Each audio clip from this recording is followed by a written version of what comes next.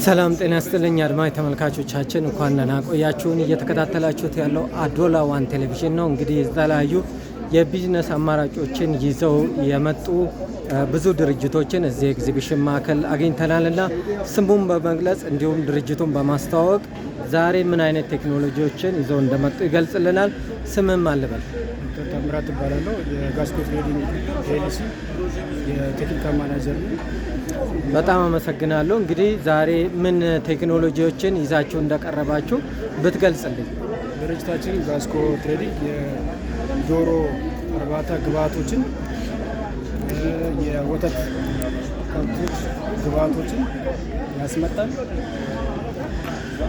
የእንስሳት ሕክምና መድኃኒቶች እና ህክምቶችን ያስመጣል። እንዲሁም የሰው ሰራሽ የእንስሳት ዘር ሴክስር ሴመን ያስመጣል። ስለዚህ እዚህ ይዘን የመጣ ነው። ይሄ ማለቢያ ማሽን ነው። የሁለት ከብት ባንድ የሚያሉ ነው እና እስካለቀበት ጊዜ ድረስ 170 ሺህ ነበር። አሁን ያለው ዋጋ በጊዜው ሲመጣ ያለው በምንዛሬ ዋጋ የተወሰነ ይሆናል ማለት ነው። ሌሎች እቃዎችን እናስመጣለን። የቅቤ መናጫ ወይም በተር ቸርነር እናስመጣለን። ክሬም ሰፓሬተር እናስመጣለን። ሚልክ ካኖችን የአልሙኒየም እና የስቴንለስ ስቲል እናስመጣለን። የከብቶች ውሃ መጠጫ አውቶማቲክ ውሃ መጠጫ አለ። ማፍንጫቸው ብቻ ሲገፉት ውሃ እንዲወጣ የሚያደርግ ማለት ነው። እዛ ቧንቧ ላይ የሚቀጠል ነው። ይሄ አውቶማቲክ ዶሮዎች መጠጫ ነው። የአነስተኛ የጫጩቶች መኖ ማቅረቢያ ነው። ያ ደግሞ የጸረ ተባይ መርጫ ነው። ይሄ ደግሞ ጫጩቶችን ትራንስፖርት ማድረጊያ ማለት ከተገዛበት ቦታ ወደሚፈለጉ ቦታ ማዘዋወሪያ ነው። እነዚህ ደግሞ የእንቁላል መያዣዎች ናቸው እና በተጨማሪ ዶሮች የውሃ መጠጫ እና መኖ ማቅረቢያ እናስመጣለን። እነዚህ ከቬትናም የምናስመጣቸው የእንስሳ መድኃኒቶች ናቸው። የተወሰኑት ተመዝግበው አልቀው ሰርቲፋይ ሆነዋል። አኪፋርም ከሚባል ከቬትናም ኩባንያ ነው የምናስመጣው። እነዚህ የቁስል መርጫ ነው።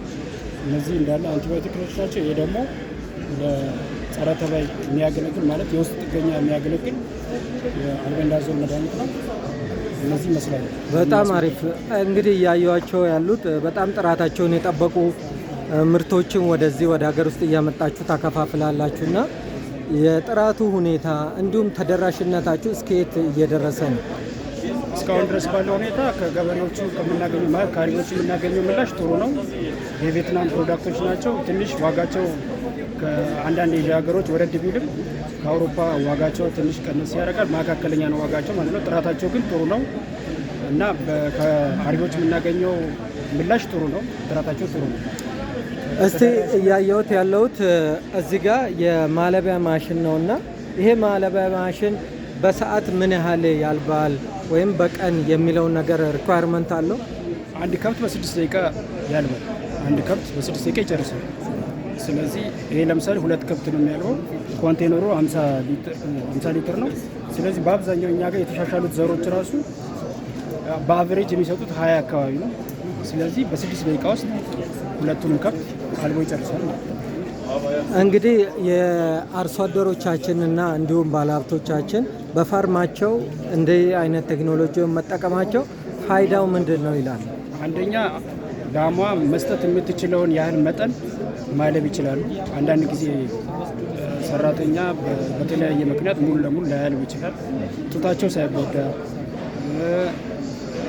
በተገቢ ሁኔታ የሚችሉትን ያህል እንዲያልቡ ያደርጋል።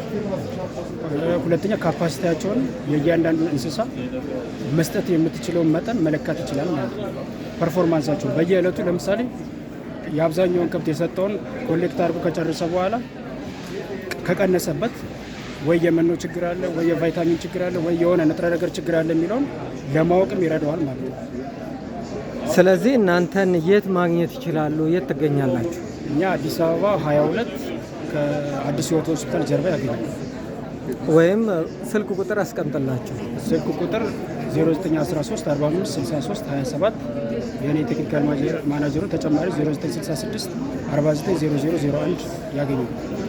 ለነበረን ጊዜ በጣም አመሰግናለሁ። እኔም አመሰግናለሁ።